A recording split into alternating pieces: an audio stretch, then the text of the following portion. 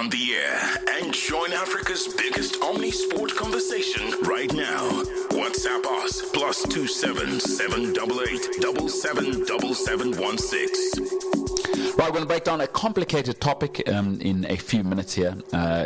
We've titled this one, Kevin's Believe It or Not. This may be the weirdest story I have ever heard. The question here is, how did Donald Trump help Manchester United win the League Cup? There's some conspiracy theory here.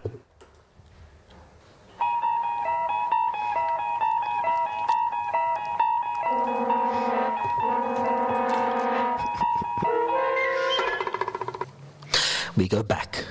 We go way, way back to a time before sight and sound. The year is 1991. George Bush Jr. is president. The Soviet Union dissolves. Michael Jordan, Chicago Bulls win the first NBA championship. Nirvana release Smells Like Teen Spirit. Magic Johnson announces he has HIV. In London, so there's a guy called Ian St. John there, and a Scotland star, Liverpool star from the 60s. He's hosting a show with a guy called Jimmy Greaves, the 1966 World Cup winner, Spurs and Chelsea legend, also played for AC Milan. They've got a show called Saint Greavsie, which is the biggest football show in the UK at the time. It had audience of almost 6 million viewers on a Saturday lunchtime. So the League Cup draw takes place every week or every time they go to another round on their show. But because they're going to be in the League New York for the 1994 World Cup draw, the ITV or the broadcaster in England said they can do the league draw also in New York.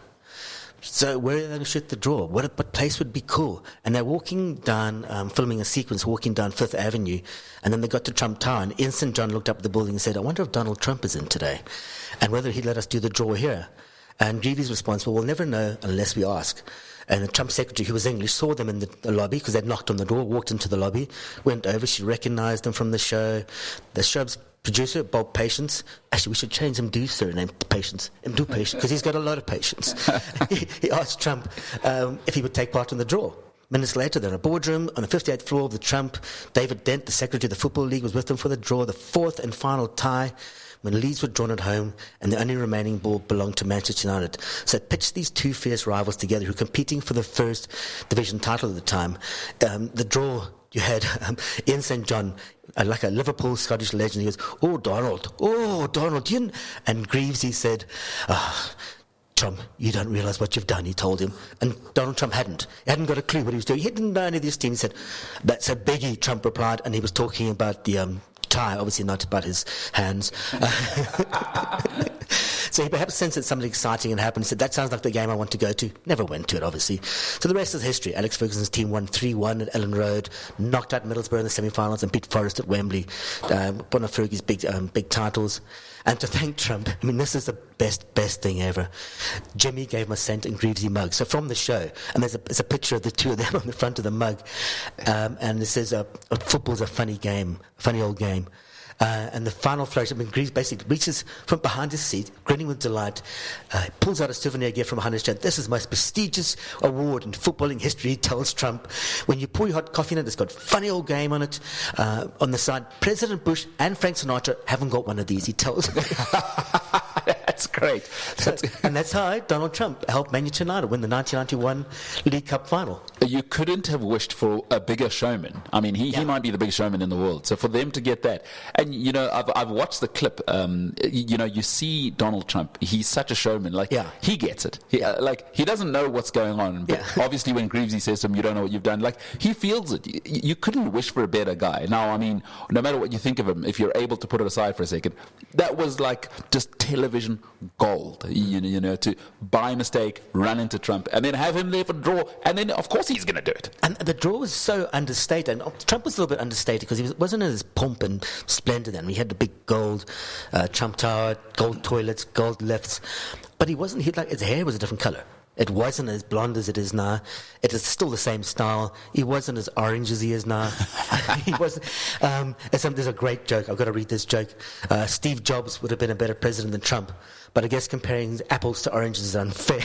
That's good. That is good. That is good. But the way the draw was done, if you look at the way it's done now, the superstars on stage, they've got 15 balls, they've got Mariah Carey or singing a song, or somebody singing a song.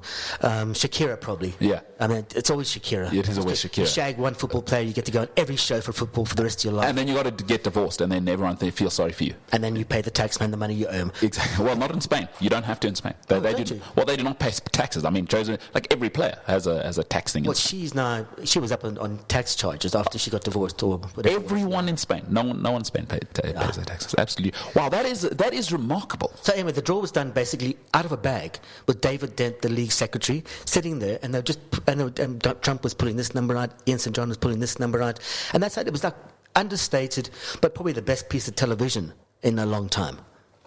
Man, Donald Trump went from there to being the American president, huh? Yeah, I mean, again, it was downhill from there, I think.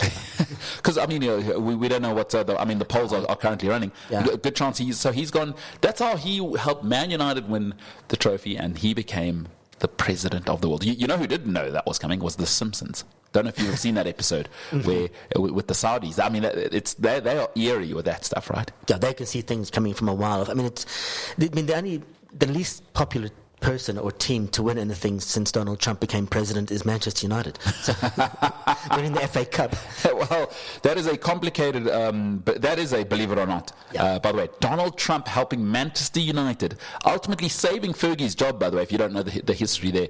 Really, he was in big trouble. It had been 4 years since he'd done anything, and then in the fourth year they took off. That was the next year was the Premiership, and then they were off to the races, 13 Premier League titles later. That is breaking down a complicated topic in 5 minutes. My God, Donald Trump, Alex Ferguson, Man United, the great Jimmy Greaves, by the way, Chelsea. I mean, they still chant Jimmy Greaves' name at Chelsea. If you go and sit in I was fortunate to sit in the Matthew Harding stand for 2 years as a season ticket holder.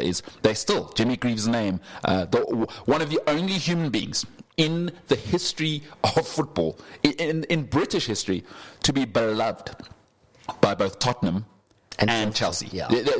I think there may be nobody else who holds the affection, who has a chant and a place in the hearts of football fans, because that is a bitter rivalry. If you remember when John Terry left, his famous speech was, "Lads, do one thing for me. Never ever let Tottenham be better than us. That's it." And John Terry walked out. That was his retirement speech. I thought one time I did feel sorry for Greaves. I wasn't born then. I was born a couple of years later.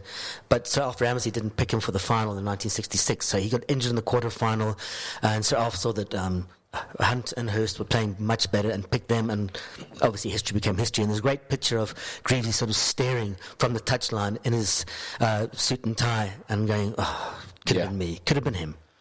Could have been him, indeed. I love that. I like that one, Kev. I like that one a lot. I like that one a hell of a lot, actually. All right, speaking of football, tonight, what is on the telly? Champions League, we saw last night, was incredible. Tonight, Inter Milan play Arsenal, who are also slightly unraveling. Let's hope that they can kind of stem the tide, because Edu has left. We'll hear from Mikel Arteta tomorrow on that. He had this press conference today discussing the departure of Edu Gaspar there. Inter Milan Arsenal, good game that. Yeah, that'll be an excellent game. My pick of the night will be an early game. The 7:45 kickoff. Club Brugge are playing Villa. And Villa are a bit up and down at the moment, and they took that 4-1 lacking from Spurs at the weekend. And there's some other good games. Barcelona are away to Crevina. Bayern Munich hosting Benfica. Not bad at all. Feyenoord, Salzburg.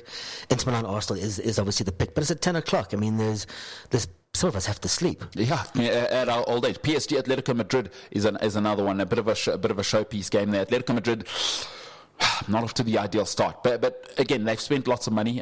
Your favourite word again comes up here: a team in transition. I did see that Simeone's son scored for them at the weekend, so he's playing really well. Sparta Prague against Brest tonight as well, and then Stuttgart against Atalanta. I think Atalanta might take that one. Lukman is, how do we say Lukman's first name? Ademola. Thank you, Chisholm. I've been practicing. It's Ademola. It's not Adamiola. It's Ademola. Let's bring it home. Big game. It's actually top of the pops here. Obviously, Pirates played yesterday, did their thing against Richards Bay. But tonight, Sundowns play Polokwane City. Sundowns sitting in second place. Polokwane in third place, by the way. And it isn't one of those, it's after 2 games. I mean, we're good. We're 7 games in now. This is like, in English Premier League, we say about 10 games in, you know what you really are. But 7 games in lets you know that Polokwane are here to play. Well, if Polokwane win tonight, they go above Sundowns in the league up to second. Sundowns for 15, so that's 1, 2, 3, 6. Count your fingers, count your toes. So 6 points behind Pirates. They've got a game in hand. So do Polokwane City. So it's still tight. If somebody wins, if Sundowns win, they'll be 3 points behind. So yeah, it's still up in the air. But Chiefs have played 5. They're down in 8th, and they got 7 points. If they win the next 2 games, 6 points, 13, they could pop up into the top. 6 or 5. Well done, Chiefs. Imagine. I'll tell you what. So my mom is from Polokwane. Imagine if Polokwane got into the Champions League. That would be ridiculous. Because one thing you don't know, like it's becoming a bit of a like hub now. Polokwane. A few people are moving out there. So it's becoming a bit of a metropolis. I think it might become South Africa's 3rd metropolis after Johannesburg and Cape Town. To be honest with you, if they could get a Champions League team, my goodness gracious, maybe build the airport bigger even. Yeah, baby, Brad Jakes lives out there, and he would say, "Cool, this is the home of champions." And he's retiring into a Champions League team. It'll be hysterical. It would be absolutely hysterical. That Brad Jakes guy living in the absolute dream out there. The other big game tonight, Stellies against TS Galaxy. TS Galaxy propping up the table, but Stellies, another team, super ambitious, owned by Jan Rupert, of course, and that Remgro crew. They are, from everything I'm hearing, as you journalists always say, according to my sources down there, they're putting big money into it, and they really are creating a great development side. I mean, we saw they went and won the international tournament, youth tournament that they won, which was super, super tough. So I like that. I like that for SA football. So Stellies tonight, TS Galaxy, Sundowns, Polokwane City. Those are your PSL games on the television tonight. Let's answer the question of the day. Kev will like this one. Which clubs did Leverkusen manager Xabi Alonso play for in his senior career? Those clubs are Real Sociedad, Eibar, Liverpool, Real Madrid, and Bayern Munich. Some player, some career. I mean, he's now an unbelievable manager. You know, looking at Xabi Alonso, you know what he strikes me as just a serious person. There's some people you look at and you just like, there's people that are well put together. There's people who you're like, okay. But you just look at him and you go, I wonder what his parents were like. Like, how do you get that serious and that put together and everything? Like, he's just so organized. I just want to know how he keeps that hair. That's what I mean. It's incredible. Everything about him just looks like... honestly, his parents must be the most proud people in the world. It's just like everything we told him to do, he just feels like the type of guy who did it. It's like, okay, go to bed. All right, his bed was probably already made, ready. The pillow was already... At like 6 years old, this guy just feels like he was absolutely perfect. And then he goes from player, takes 1 year off, goes to Leverkusen. They're the best, like arguably the best team in Europe, and we know what's going to come next. He's probably going to go to Real Madrid when Ancelotti leaves, and he's probably going to win like 5 Champions Leagues in a row. I hope so. He's just the guy that got done a bit of a dirty by Rafa Benitez at Liverpool. I thought we sold him far too soon. We sold a lot of players too soon, Mascherano and a couple of others, but Alonso was the crux. You know, he was the guy who scored us the penalty in the Champions League to bring us equals, 3-3. Yeah. Very few players in the history of football are ubiquitously known as iconic. Like, he plays for Liverpool, Man United fans would hate him. He plays for Real Madrid, Barcelona fans would hate him. It's like Ronaldinho. Sorry, there's no choice. That's iconic. There's nobody who takes himself seriously as a sports fan. You go Xabi Alonso, icon, move on. Yeah. We're one of the greatest of all time. Just unreal. A serious guy. Love him. Real Sociedad, Eibar, Liverpool, Real Madrid, and Bayern Munich. Those are the shirts that he donned. Now doing the business at Leverkusen. We have done our business for today. That is it for today's show. Join us tomorrow as we bring you the greatest of sport from Africa and around the world.